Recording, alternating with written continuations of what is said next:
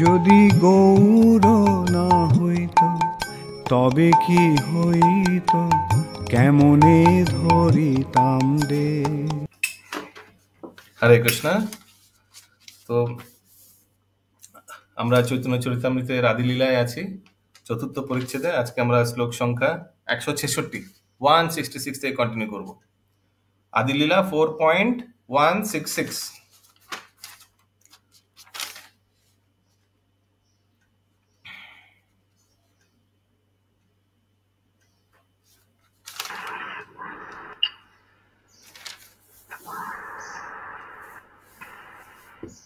তো কালকে আমরা 165 নম্বর শ্লোকে খুবই গুরুত্বপূর্ণ শ্লোক 165 নম্বর শ্লোক, সেখানে আমরা দেখতে পেয়েছি আত্ম ইন্দ্রিয়া প্রীতি বাঞ্ছা তারে বলি কাম, কৃষ্ণ ইন্দ্রিয় প্রীতি ইচ্ছা ধরে প্রেম নাম।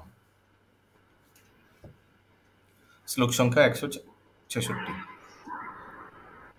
কামের তাৎপর্য নিজ সন্তগ কেবল,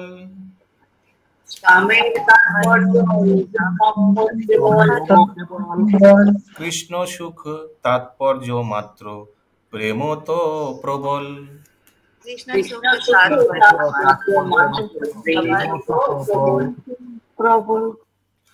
কামের উদ্দেশ্য কেবল নিজের ইন্দ্রিয় সন্তোষ, কিন্তু প্রেমের উদ্দেশ্য কেবল শ্রীকৃষ্ণের সুখ সাধন করা, এবং তাই তা অত্যন্ত প্রবল। লোক ধর্ম বেদ ধর্ম দেহ ধর্ম কর্ম,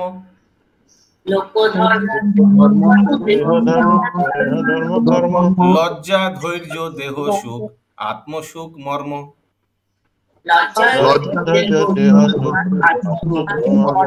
দুস্তজ আর্যপদ নিজ পরিজন,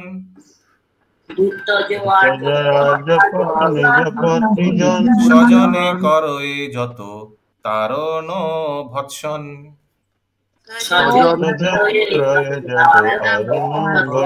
সর্বত্যাগ করি করে কৃষ্ণের ভজন,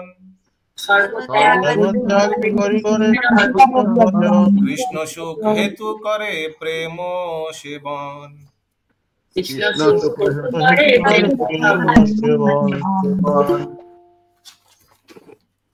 ধন্যবাদ। লৌকিক আচার শাস্ত্র নির্দেশ পালন, দেহধর্ম সকাম কর্ম, লজ্জা ধৈর্য দেহসুখ আত্মসুখ ও বর্ণাশ্রম ধর্ম যা ত্যাগ করা অত্যন্ত কঠিন, ব্রজগোপিকারা সেই সব ত্যাগ করেছিলেন। এমনকি তারা তাদের পরিবার পরিজন এবং তাদের তাড়ানো ভৎসনা সবই শ্রীকৃষ্ণের সেবা করার জন্য ত্যাগ করেছিলেন। তাড়না, সরি, নট তাড়ানো। শ্রীকৃষ্ণের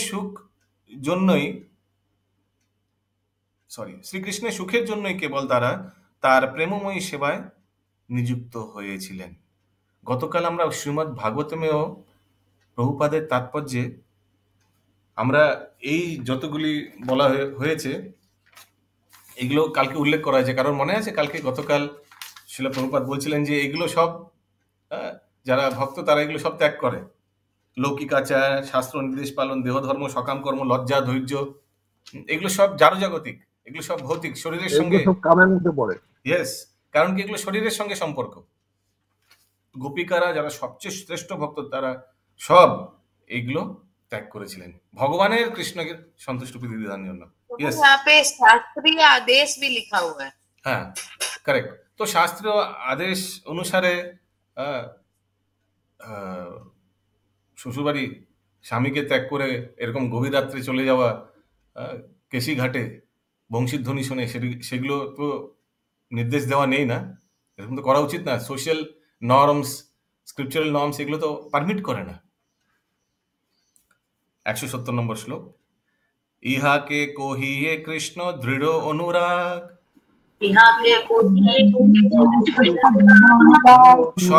স্বচ্ছ দ্বৈত বস্ত্রে জইছে নাহি কোন দাগ।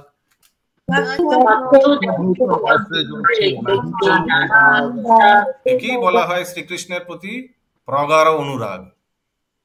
তা সম্পূর্ণভাবে নির্মল, ঠিক যেমন স্বচ্ছ ধৌত বস্ত্র কোনো দাগ থাকে না। শ্রী চৈতন্য চরিতামৃতের গ্রন্থকার সকলকে আত্মেন্দ্রিয় সুখের জন্য সমস্ত কার্যকলাপ ত্যাগ করে ব্রজগোপিকাদের মতো পরমেশ্বর ভগবানের প্রতি অনুরক্ত হতে উপদেশ দিয়েছেন। সেটি হচ্ছে ভগবদ্গীতায় শ্রীকৃষ্ণের চরম উপদেশ। চরম উপদেশটি কি পুনম সাহা মাতাজি ভগবদ্গীতায়?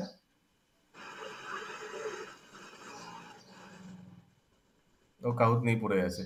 यस सुषमा अग्रवाल माता जी। प्रभु अपनी इच्छा को सब त्याग करके जो भी करना है श्लोक क्या भगवान है? के लिए। हाँ, भगवत गीता का चरम उपदेश का श्लोक क्या है? वो चरम उपदेश का श्लोक। यस महामंजिल माता जी। सर्वधर्मं परित्यज्य मामेकं शरणं व्रज। यस, সেটি হচ্ছে ভগবদ্গীতায় শ্রীকৃষ্ণের চরম উপদেশ। ভগবানের সন্তুষ্টি বিধানের জন্য সবকিছু করতে আমরা প্রস্তুত থাকা উচিত।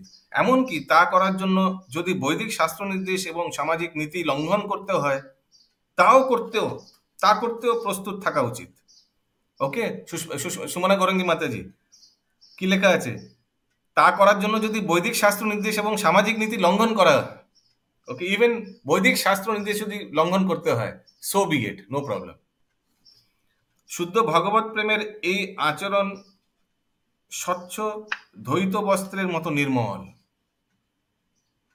মানে একদম জাস্ট এক্ষুনি ধোয়া বস্ত্র, একদম পরিষ্কার বস্ত্রের মতো নির্মল স্বচ্ছ। শ্রীল ভক্তিবিনোদ ঠাকুর আমাদের সাবধান করে দিয়েছেন আমরা যেন ভ্রমবশত মনে না করি যে দেহ ও মনের প্রয়োজনীয় কার্যকলাপগুলিও আমাদের সেই সূত্রে বর্জন করতে হবে।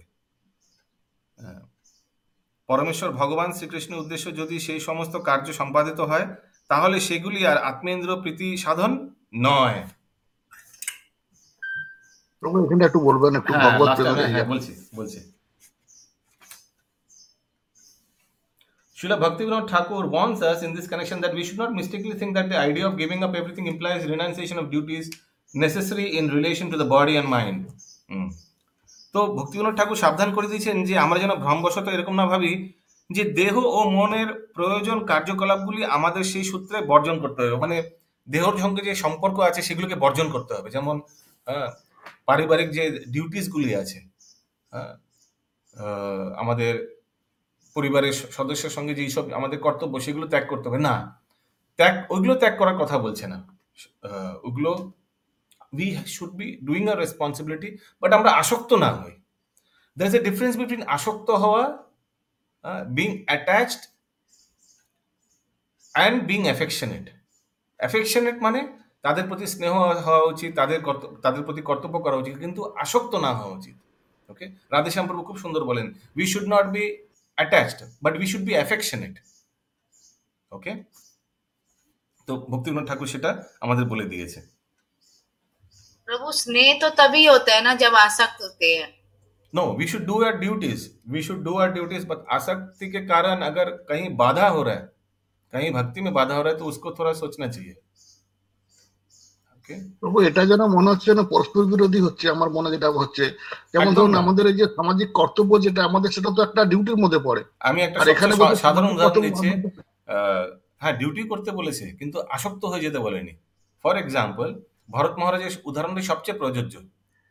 তো ভরত মহারাজ যখন দেখলেন যে ছোট হিরণের বাচ্চা জাস্ট এক্ষুনি জন্ম নিয়েছে আর মাতার মৃত্যু হয়ে গেছে, তো সেই বাচ্চাটাকে নিয়ে এসে এত ছোট বাচ্চা তো নিয়ে একটু জায়গায়, একটা সেফ জায়গায় রেখে তার সাধন ভোজন কন্টিনিউ করা উচিত ছিল। তো he had to be affectionate. এমন না যে কৃষ্ণ ভক্তরা মন থেকে, হৃদয় থেকে খুবই কঠোর, না, তারা খুবই নির্মল তাদের হৃদয়। কিন্তু এরপর কি করতে লাগলেন? এরপর সারাক্ষণ সেই হিরণের বাচ্চার প্রতি দেখাশোনা, তার সেবা শুশ্রূষা এই করতে করতে লাস্টে নিজের ভজন সাধন বন্ধ করে দিলেন। তাকে বুঝতে হবে সে একটা পশুজনিতে আছে, তারও কর্মের ফল আছে, তারও এনভায়রনমেন্ট, জঙ্গলে থাকা সেটা একটা স্বাভাবিক ব্যাপার তার। So we have to be affectionate, আমাদের স্নেহপরায়ণ হতে হবে, বাট এমন আসক্ত হয়ে যেতে হবে না যে আমাদের যে নিত্য ধর্ম সেটাকে যেন আমরা অবহেলা না করি। ওকে, তো এখানে অনেক ভক্তরা আছে, তাদের গৃহের যেসব কার্যকলাপ নিশ্চয়ই আপনারা করছেন, মাতাজিরা সব রান্না বান্না একটু পরে করে দেবে, সব বাচ্চা কাচ্চা স্কুলে যাবে, হাজবেন্ড যারা যারা অফিসে যাবে বা দোকানে যাবে, সেগুলো তো নিশ্চয়ই করে দেবে। কিন্তু এর সাথে সাথে সকালবেলা উঠে তাদের ষোলমালা জপ, চৈতন্য চরিতামৃত শ্রবণ, মঙ্গল আরতি এগুলো করছেন। ओके प्रभु यस लेकिन यहाँ पे लास्ट लाइन लिखा है कि ऐसे कर्तव्य इंद्र तृप्ति नहीं होते यदि वे कृष्ण सेवा के विचार से किए जाए। हाँ, कारण कि you are thinking that Krishna seva के आई एम विचार সার্ভিং কৃষ্ণ সেবা কে which I am serving Vaishnavas, আমি আমার বৈষ্ণব পরিবার সেবা করছি। দে আর অলসো प्रभु কৃষ্ণাস, जरूरी नहीं है ना कि सब भक्ति हो, लेकिन घर में तो क्योंकि बात तो आपके ऐसा संस्पर्श जरूरी में है। है, क्योंकि आप हम लोग के संस्पर्श में है, तो हम लोग का ऑटोमेटिक एक ड्यूटी हो जाता है इन लोग को भक्त बनाना, अगर नहीं है तो। यस शिवली माता जी। আমি একটা উদাহরণ দিচ্ছি, যেমন আমাদের খেতে হবে, না খেয়ে থাকতে বলেনি, কিন্তু সেই খাওয়াটা খুব অল্প পরিমাণ হবে, বাসনা থাকবে না যে আমি ওই খাবারটা খাবো, বেশি করে ওই দিয়ে খাবো, সেটা বোঝাতে চেয়েছি। Excellent, very nice. শারীরিক আসক্তি আর অ্যাভারশন, ভেরি নাইস। ওকে, 171 নম্বর শ্লোক। অতএব কাম প্রেমে বহুত অন্তর, কাম অন্ধতম প্রেম নির্মল ভাস্কর। তাই কাম ও প্রেমের মধ্যে এক বিরাট পার্থক্য রয়েছে। কাম হচ্ছে গভীরতম অন্ধকারের মতো, আর প্রেম সূর্যের মতো উজ্জ্বল। অতএব গোপীগণের নাহি কাম গন্ধ, কৃষ্ণ সুখ লাগি মাত্র কৃষ্ণ সে সম্বন্ধ। এভাবেই গোপিকাদের প্রেমে কামের নামগন্ধও নেই। শ্রীকৃষ্ণের সঙ্গে তাদের সম্পর্কের একমাত্র উদ্দেশ্য শ্রীকৃষ্ণের সুখ বিধান করা।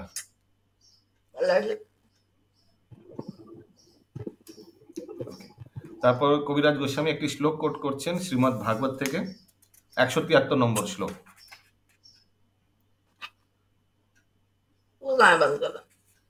यत्ते म्यूट म्यूट संगिनी श्यामा प्रिय माता जी म्यूट। यत्ते सुजत यत ना क्या बोल रहे हैं, यस्य अस्ति भक्ति भगवत किंचन ना ना क्या ट्यून है भागवत गीता का सेकंड ट्यून? सर्वस्य चाहं यत्ते विदितन्नविष्टो यस यस मत्प्रसृति हो गया, मिल ज्ञानं गया। यत्ते यत्ते सुजत चरणाम बुरुहम स्तनेषु, यत्ते सुजाता चरणाम्बुरुहासनेषु भीतासने प्रिय दधिमहि कर्कशेषु,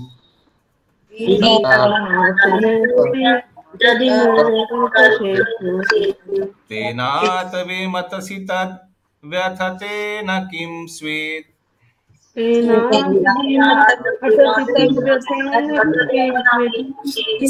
कुर्पादिभिर्भ्रमतिभिर्भवदायुषं नः।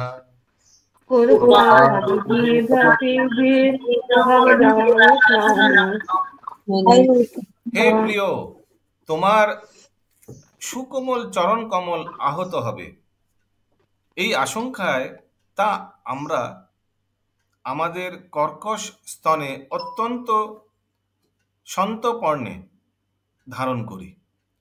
তুমি আমাদের জীবন স্বরূপ, তাই বনচারণের সময় পাথরকুচির আঘাত তোমার সুকোমল চরণ যুগল আহত হতে পারে। এই আকাঙ্ক্ষায় আমাদের চিত্ত उत्कंठित होच्छे। तो देखिए गोपिका कितना भगवान से उन लोग का प्रेम है। उन लोग को यही लग रहा है कि भगवान कोई खड़ा वड़ा कुछ नहीं पहन रहा है, खाली पैर जा रहे जंगल में गोचारण कराने, तो कितना कांटा कितना पत्थर उनका चरण को आघात करेगा। तो बता रहे कि आपका चरण कमल हमारे छाती पे हम लोग रखते हैं, क्योंकि इसको कितना कष्ट पहुंचेगा, कितना शारीरिक कष्ट पहुंचेगा। तो देखिए गोपिका का চিন্তা। এই শ্লোকটি শ্রীমদ্ ভাগবত থেকে উদ্ধৃত। শ্রীকৃষ্ণ যখন রাসলীলা থেকে অন্তর্হিত হলেন তখন ব্রজগোপিকাদের মুখে এই শ্লোকটি উচ্চারিত হয়েছিল। तो ये क्यों ये श्लोक कोट कर रहे हैं कविराज गोस्वामी? ये दिखाने के लिए कि गोपिका जो ये शुद्ध प्रेम है, ये कोई आत्म इंद्रिय प्रतिवांछा नहीं है, अपने इंद्रिय को सुख देने का ये कामना वासना नहीं है, भगवान की इंद्रिय को सुख देने का यही एकमात्र उन लोग का उपलक्ष्य है। আত্মসুখ দুঃখে গোপীর নাহিক বিচার, কৃষ্ণ সুখ হেতু চেষ্টা মনোব্যবহার। ব্রজগোপী কারা তাদের নিজেদের সুখ দুঃখ সম্বন্ধে কখনো কোনো বিবেচনা করেনি। তাদের সমস্ত কার্যিক ও মানসিক চেষ্টার উদ্দেশ্য ছিল শ্রীকৃষ্ণের সুখ সম্পাদন। কৃষ্ণ লাগি আর সব করে পরিত্যাগ, কৃষ্ণ সুখ হেতু করে শুদ্ধ অনুরাগ। শ্রীকৃষ্ণের জন্য তারা সবকিছু ত্যাগ করেছিলেন। শ্রীকৃষ্ণকে আনন্দ দান করাই হচ্ছে তাদের শুদ্ধ অনুরাগের হেতু। তো এখন আরেকটি শ্লোক কবিরাজ গোস্বামী কোট করছেন শ্রীমদ্ ভাগবত গীতা থেকে, এটি প্রুফ করার জন্য। শ্লোক সংখ্যা 176।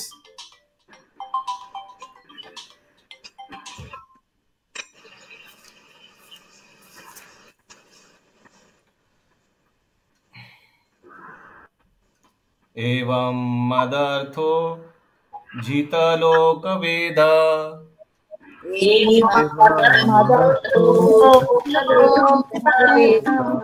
स्वानं हि वो मयि अनुवृत्तया बला,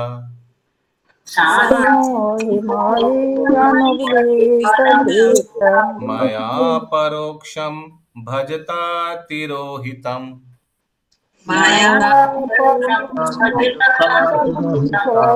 मासूयुतुं मर्हत तत्प्रियं प्रियः।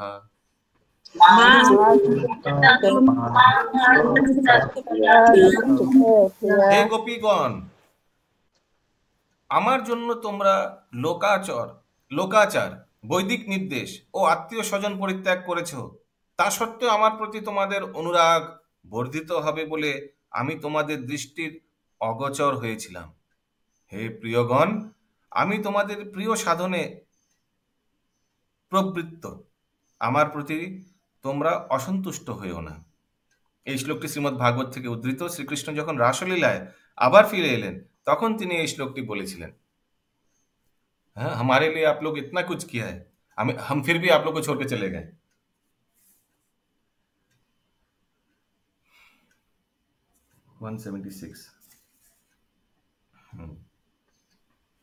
और क्यों छोड़ के चले गए? इसलिए छोड़ के चले गए कि আপনাদের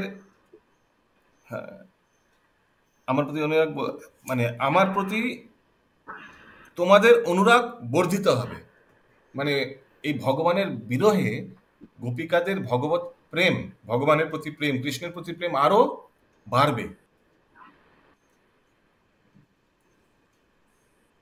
তো ভগবান বলছেন, যেহেতু আপনাদের মানে তোমাদের গোপিকাদের বলছে যে যেহেতু তোমাদের এই প্রেম বাড়ানোর জন্য আমি চলে গেছি, ওই জন্য আমার প্রতি রাগ করা উচিত না তোমাদের। হ্যাঁ, শক্তিপাত প্রভু। প্রেম গাঢ় হবে এই কথা বলছিল। ইয়েস। কৃষ্ণের প্রতিজ্ঞা এক আছে পূর্ব হইতে,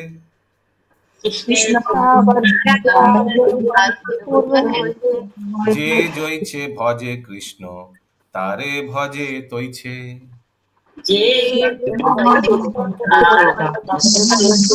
আগে থেকে শ্রীকৃষ্ণের একটি প্রতিজ্ঞা আছে, যে যেভাবে তার ভজনা করেন তিনিও তার প্রতি সেভাবেই আচরণ করেন। কোনটা শ্লোক? ভগবদ্গীতা কোন শ্লোক? যে যথা মাম প্রপদ্যন্তে তাং সেই। यस, भजाम्यहम् मम वर्तुमानुवर्तन्ते। जे यथा मां प्रपद्यन्ते तां तथैव भजाम्यहम्।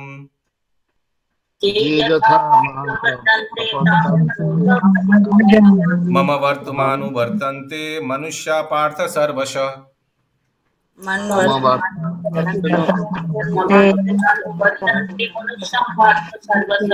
যারা যেভাবে আমার শরণাগত হয় সেভাবেই আমি তাদের পুরস্কৃত করি। হে পার্থ, সমস্ত মানুষই সর্বতভাবে আমার পথ অনুসরণ করে।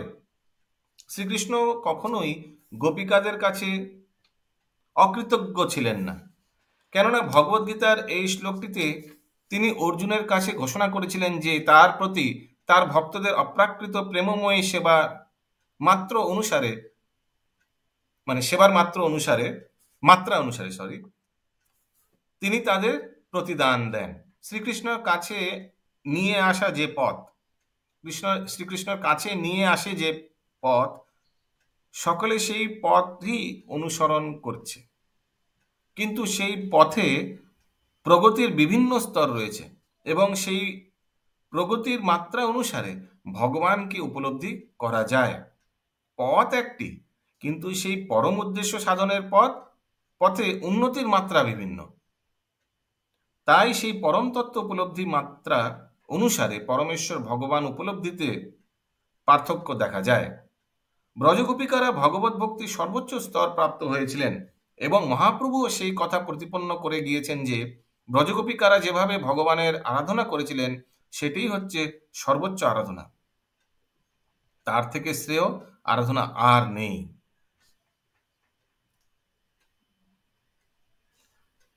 কারো কোনো প্রশ্ন? সে প্রতিজ্ঞা ভঙ্গ হইল গোপীর ভজনে,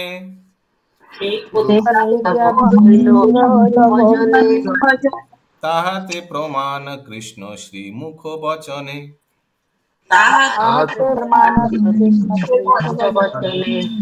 ব্রজগোপিকাদের ভজনে শ্রীকৃষ্ণের সেই প্রতিজ্ঞা ভঙ্গ হয়, তা শ্রীকৃষ্ণ নিজেই স্বীকার করেছেন।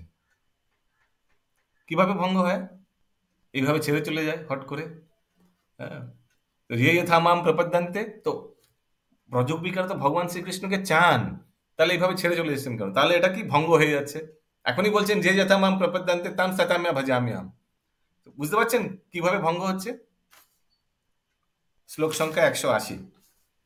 लेकिन प्रभु भगवान तो बोले ना कि अनुराग बढ़ाने के लिए मैं आपके पीछे छिप गया था। वो भी सही है। श्लोक संख्या 180। ना परायहम निरवद्या संयुजम,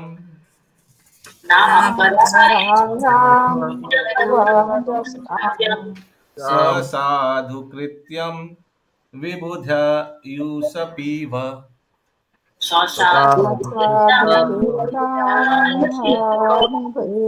यमा भजम दुर्जय गेह श्रृंखलः,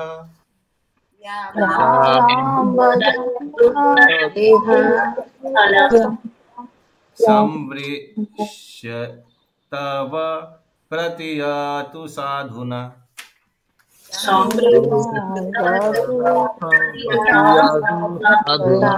হে গোপীগণ, আমার প্রতি তোমাদের নির্মল সেবার ঋণ আমি ব্রহ্মার আয়ুকালের মধ্যেও পরিশোধ করতে পারবো না।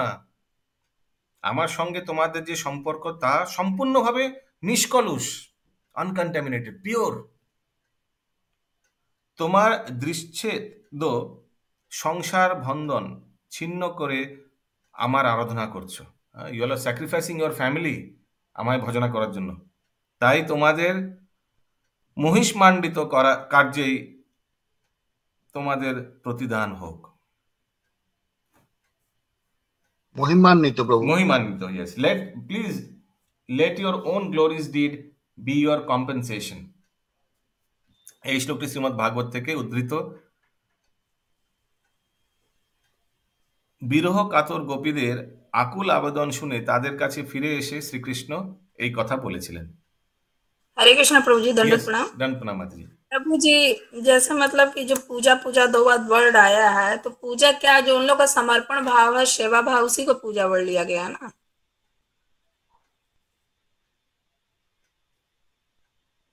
श्लोक में आया दोबारा, कहाँ आया?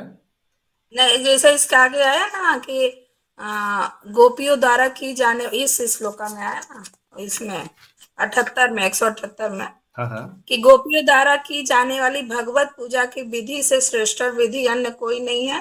और फिर अभी जो है 180 में आया कि तुम लोगों ने उन पारिवारिक बंधनों को तोड़कर मेरी पूजा की है। तो पूजा यहाँ पे मतलब उन लोग के मतलब पूजा का अर्थ है आराधना। आराधना तो उन लोग नहीं करता रहा, सिर्फ मतलब उनके प्रति मतलब भाव प्रेम का दान प्रदान था ना, शुद्ध सब कुछ है, सब कुछ को मिलकर आराधना होता है, सब कुछ को मिलकर पूजा होता है। श्रवणम कीर्तनम स्मरणम विष्णु पाद सेवनम अर्चनम वंदनम, सब कुछ गोपिका ने किया। मतलब ये तो नहीं ना कि धूपकाठी और दीप ये सब तो नहीं करती थी ना, सिर्फ मतलब वो अर्चा विग्रह पूजन क्यों करेगा? साक्षात कृष्ण सामने है। हाँ हाँ, उसी को बोल रहा। ठीक है प्रभु। ओके, श्लोक संख्या कितना अभी होगा? 181 ना? होगा। তবে যে দেখিয়ে গোপীর নিজ দেহে প্রীত, তবে যে সেহ তো কৃষ্ণের লাগি জানিহ নিশ্চিত।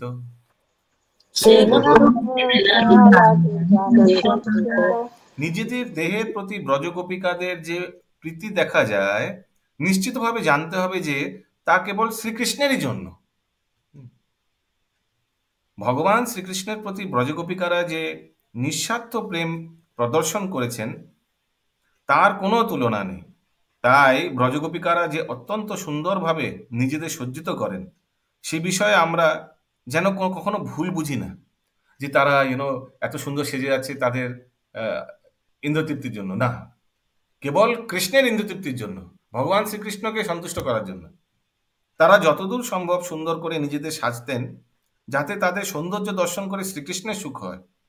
এছাড়া তাদের আর কোনো বাসনা ছিল না। তারা তাদের দেহ, মন, প্রাণ সবকিছুই শ্রীকৃষ্ণের সুখের জন্য তার সেবার উৎসর্গ করেছিলেন। তারা নিজেদের সুন্দর করে সাজাতেন যাতে তাদের দেখে এবং স্পর্শ করে শ্রীকৃষ্ণের সুখ হয়। এই দেহ কৌলু আমি কৃষ্ণে সমর্পণ, তার ধন তার ইহা সন্তোষ সাধন। সম্ভোগ সাধন। ব্রজগোপিকারা মনে মনে ভেবেছিলেন, আমি আমার এই দেহ কৃষ্ণকে সমর্পণ করেছি, এটি তারই সম্পদ এবং এটি তাকে আনন্দ দান করুক। এ দেহে দর্শন স্পর্শে কৃষ্ণ সন্তোষণ,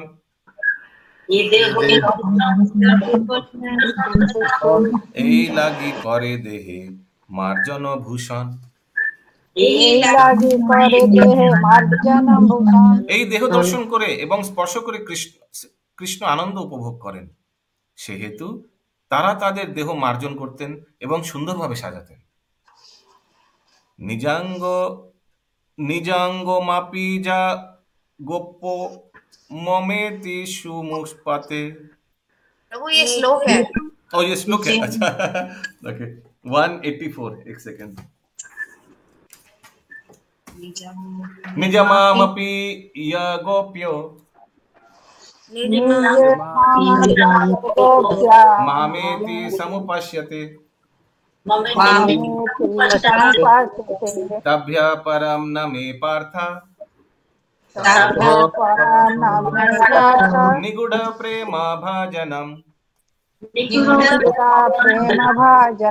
হে অর্জুন, যে গোপিকারা তাদের নিজেদের শরীর আমার ভোগ্য বলে যত্ন করে এবং সাজায়, সেই গোপিকাদের থেকে অধিক প্রিয় আমার আর কেউ নেই। শ্রীকৃষ্ণ এই উক্তিটি আদি পুরাণ থেকে উদ্ধৃত। আরো এক অদ্ভুত গোপী ভাবের সভা,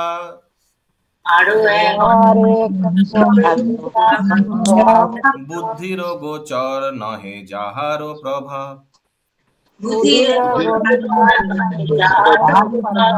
গোপী ভাবের আরেকটি অদ্ভুত স্বভাব রয়েছে যার প্রভাব বুদ্ধির অগোচর, মানে ওটা বুদ্ধিতে বিবেচনা করা যাচ্ছে না। কি সেটি আগে বলা হবে। গোপীগণ করে যবে কৃষ্ণ দর্শন,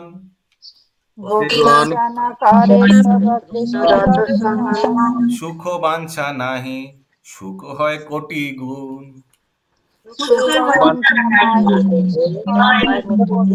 গোপিকারা যখন শ্রীকৃষ্ণকে দর্শন করেন তখন তারা অসীম সুখ অনুভব করেন, যদিও সুখ ভোগের কোনো বাসনা তাদের নেই। হরি বল। গোপিকা দর্শনে কৃষ্ণের যে আনন্দ হয়, তাহা হইতে কোটি গুণ গোপী আস্বাদয়। হরি বল। গোপীদের দর্শন করে শ্রীকৃষ্ণ যে আনন্দ হয় তার থেকে কোটি গুণ আনন্দ গোপিকার আস্বাদন করেন। গোপিকাদের অদ্ভুত চরিত্র সাধারণ মানুষ মানুষের কল্পনারও অতীত। নিজেদের সুখ ভোগের কোনো বাসনা তাদের নেই। মিউট মিউট গায়ত্রী মাতাজি। কিন্তু তবুও তাদের দর্শন করে শ্রীকৃষ্ণ যখন আনন্দ উপভোগ করেন, তখন শ্রীকৃষ্ণের সেই আনন্দ দর্শন করে তারা তার থেকে কোটি গুণ সুখ আস্বাদন করে। এই জন্যই মহাপ্রভু রূপে আসতে হয়েছে, সেটিকে আস্বাদন করার জন্য। তা সবার নাহি নিজ সুখ অনুরোধ,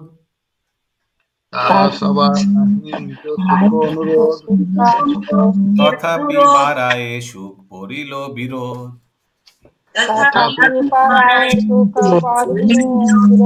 তাদের নিজেদের সুখের জন্য গোপিকাদের কোনো রকম আকাঙ্ক্ষা নেই, কিন্তু তবুও তাদের সুখ বর্ধিত হয়। তার ফলে এক বিরোধের সৃষ্টি হয়। এই বিরোধের একমাত্র দেখি সমাধান, গোপিকার সুখ কৃষ্ণ সুখে পর্যবসান। এই বিরোধের কেবল একটি মাত্র সমাধান দেখা যায়, গোপিকাদের সুখ তাদের প্রিয় কৃষ্ণের সুখ পর্যবসিত হয়। গোপিকাদের সুখ অনেক বেশি, এটাই হচ্ছে একটা বিরোধ। ভগবান শ্রীকৃষ্ণ দর্শন করছে, কিন্তু ভগবান যত আনন্দ পাচ্ছে তার চেয়ে অনেক বেশি আনন্দ পাচ্ছে গোপিকারা। গোপিকাদের এই অবস্থা তাদের কিংকর্তব্য বিমূঢ় করে তোলে। কেননা যদিও তারা তাদের নিজেদের সুখ চান না, তবুও অযাচিত ভাবে সুখের অনুভূতি হয় আসে। যদিও তারা নিজেদের সুখ চান না, ভগবান শ্রীকৃষ্ণ সুখ দেওয়ার জন্য তারা গেছিলেন ভগবানের কাছে, কিন্তু তাও ভগবানের চেয়ে বেশি সুখ তারা লাভ করে। তাদের এই কিংকর্তব্য বিমূঢ়তার একমাত্র সমাধান হচ্ছে যে গোপিকাদের সুখ শ্রীকৃষ্ণের সুখ পর্যাবসিত হয়। বৃন্দাবনের ভক্তরা তাই শ্রীমতী রাধারানী ও তার সহচরী গোপিকাদের সেবা করার চেষ্টা করেন। কেউ যদি গোপিকাদের কৃপা লাভ করেন, তাহলে শ্রীকৃষ্ণের কৃপা লাভ করা অত্যন্ত সহজ সাধ্য হয়। কেননা গোপিকারা সুপারিশ করলে শ্রীকৃষ্ণ সেই ভক্তের সেবা গ্রহণ করেন। শ্রী চৈতন্য মহাপ্রভু তাই শ্রীকৃষ্ণের পরিবর্তে গোপিকাদের প্রতি সাধন করতে চেয়েছিলেন, কিন্তু তার চারপাশের অনেক মানুষই তাকে ভুল বুঝেছিলেন এবং সেই জন্য শ্রী চৈতন্য মহাপ্রভু গৃহস্থ আশ্রম পরিত্যাগ করে সন্ন্যাস গ্রহণ করেছিলেন। পর্যবসিত বলতে বাবু লাইনটা বলতে হবে। শ্রীকৃষ্ণের সুখে পর্যবসিত হয়, মানে শ্রীকৃষ্ণের সুখের মধ্যে সমস্তটা পড়ে, সেটা বলতে চেয়েছে। গোপিকা দর্শনে কৃষ্ণের বারে প্রফুল্লতা,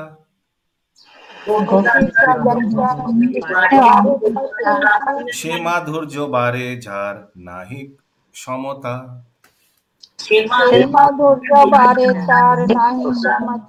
গোপিকাদের দর্শন করে শ্রীকৃষ্ণের আনন্দ বর্ধিত হয় মানে বেড়ে যায়, আর সেই সঙ্গে তার তুলনীয় মাধুর্যও বর্ধিত হয়। আমার দর্শনে কৃষ্ণ পাইল এত সুখ,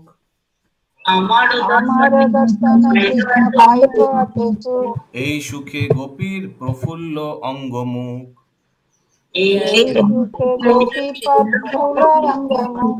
গোপিকারা মনে মনে বিবেচনা করেছিলেন, আমাকে দেখে কৃষ্ণ এত সুখ পেয়েছে। সেই চিন্তা তাদের দেহ এবং মুখে সৌন্দর্যতা ও পূর্ণতা অন্তহীন ভাবে বর্ধিত করেছিল। তাহলে এই ভেবে তারা আরো সুন্দর হয়ে গেছিল। গোপী শোভা দেখি কৃষ্ণের শোভা বাড়ে যত,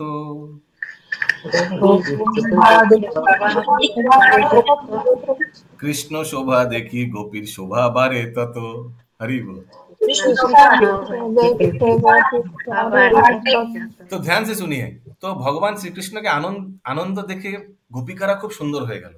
এবার গোপিকাদের সুন্দর দেখে ভগবান শ্রীকৃষ্ণ খুব সুন্দর হয়ে গেল। গোপিকাদের সৌন্দর্য দর্শন করে শ্রীকৃষ্ণের সৌন্দর্য বর্ধিত হয়।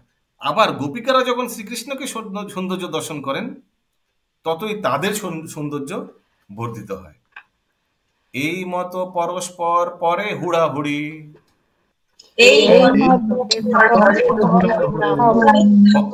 পরস্পর বাড়ে কেহ মুখ নাহি মুড়ি।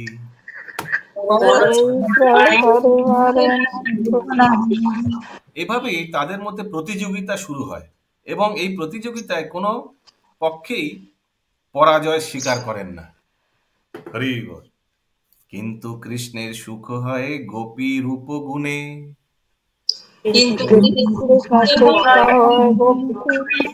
তার সুখে সুখ বৃদ্ধি হয় গোপী গণে।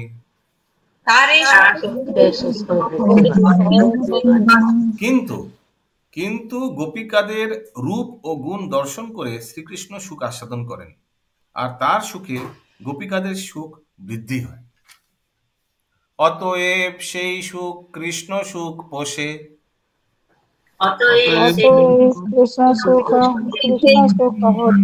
এই হেতু গোপী প্রেমে নাহি কাম দোষে।